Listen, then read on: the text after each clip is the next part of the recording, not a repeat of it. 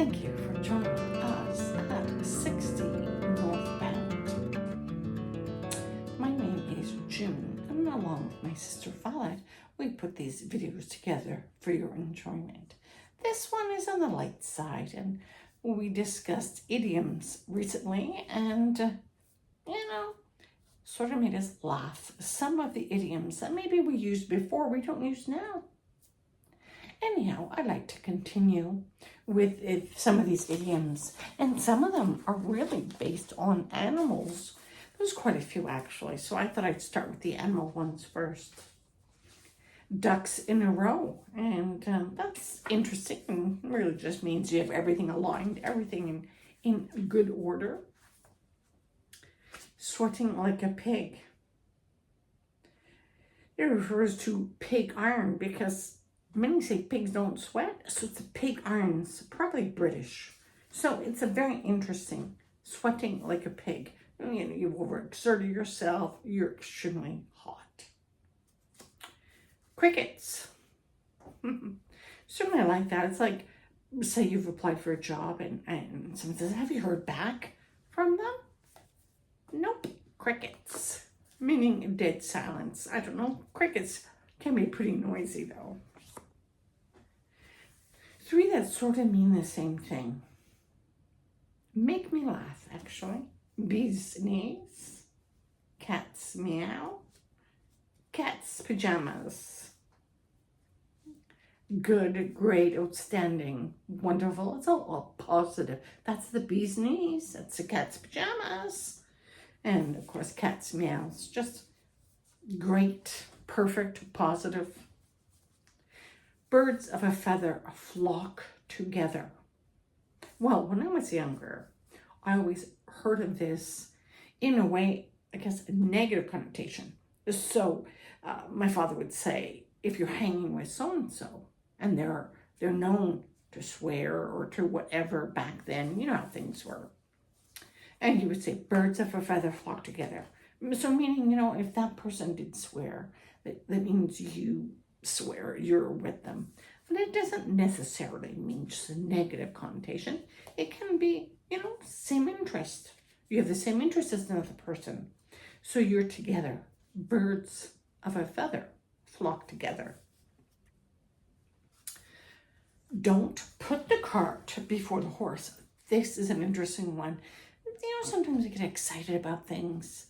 And this idiom says, just don't rush it. The horse goes first and then the cart. So don't put the cart before the horse. Bee in your bonnet. That's an interesting one. So, when you've got this idea or this thing that's just persistent, it's there and you're just buzzing about it. You're thinking about it. It's there all the time. So someone might say, a bee in your bonnet.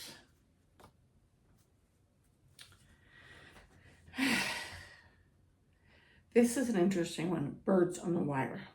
When I was young, we resided in an older home and it had the light switch on the outside of the bathroom. People would turn off that light switch to get you to get out of the bathroom so they could use it. And they would yell, oh, birds on the wire, as if a bird had landed on the wire and disconnected the electricity. And it really had a different connotation. It really had a connotation of people waiting for news with great anticipation from way back when. So you see, people may have different ideas or concept of what some of these idioms may mean. In a dog's age. Oh, come on. Who hasn't heard that one? In a dog's age. A very long time. Like, I haven't seen you in a dog's age. A long time.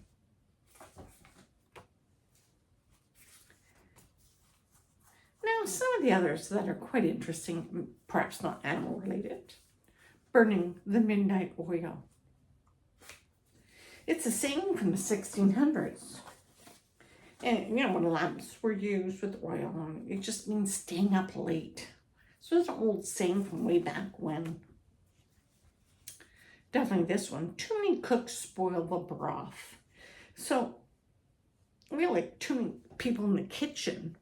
It's too many. It ruins what you're making. Don't know about that one. I've always liked this one.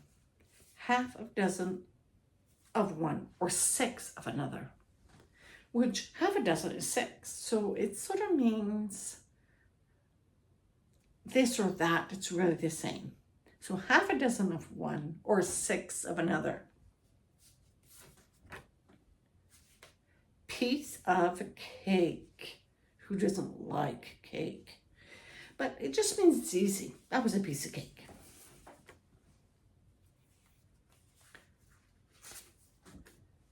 When hell freezes over. That's another good one. Like, it really means never. Because someone might say, when are you going to get to this? Or when are you going to do that? Or when is someone visiting? Or something. And you say, when hell freezes over. Essentially means never. Dress to the nines. Means you're really well dressed. Dressed, you're stylish, you look good, you like what you've got on. It's just a way to do it. Month of Sundays. That's an interesting one. That just means a long time. When is so-and-so going to visit? Well, a month of Sundays. A very long time. Maybe never. Going postal. This was, I think, the 80s or 90s, when there was an incident with a fired postal worker and he went into the post office. This was in the United States. And he went a little bonkers crazy and shot people up. So sometimes we just say going postal as a reference to you're just like out of control, you're just so upset, you're angry, and you're just going to go ahead. You're just angry. There's lots of anger in there.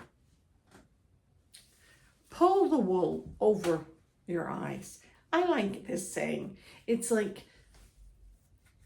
something along the lines of where someone may have said something and they said, well, they certainly pulled the wool over your eyes. Meaning they tricked you into believing that. Meaning that person doesn't believe it and they are surprised that you believe it. And they're saying that the other person pulled the wool over your eyes.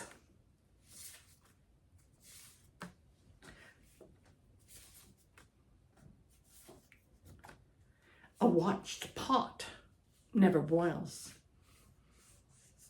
Think about it for a bit. That's kind of true. Sometimes we're impatient and we want something to happen and we're staring at the item or the thing, or it's just like if you're at the stove and you have a pot of water and you're watching it, it seems to take forever to boil, but if you step aside, it seems a lot faster. Don't get your knickers in a knot. Some people say in a twist. It was from the early 1900s. And it just means don't get worked up about it. Don't get your knickers in a knot. It doesn't matter. It's not that important.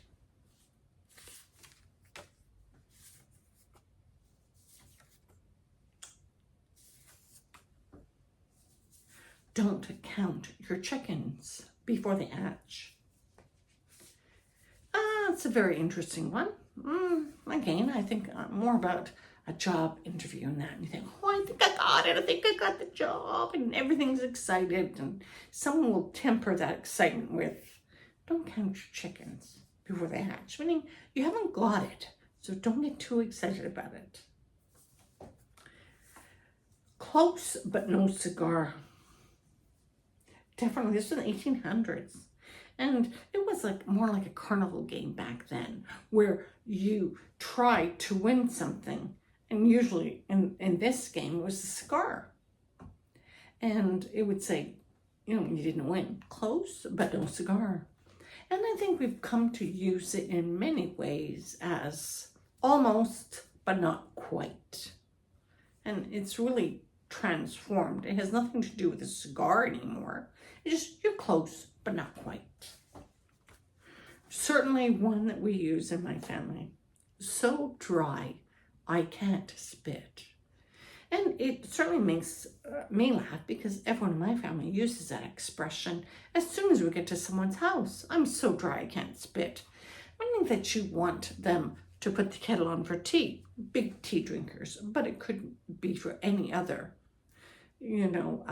beverage. And just saying that, I'm so dry, I need something to help me make spit. It's kind of ridiculous. It's funny, as idioms mainly are. They're just for fun. I'm sure there are many, many idioms that you are aware of, and you could share with us. Please do. Please share this video if you think someone may enjoy it. Also appreciate if you would subscribe. Thank you.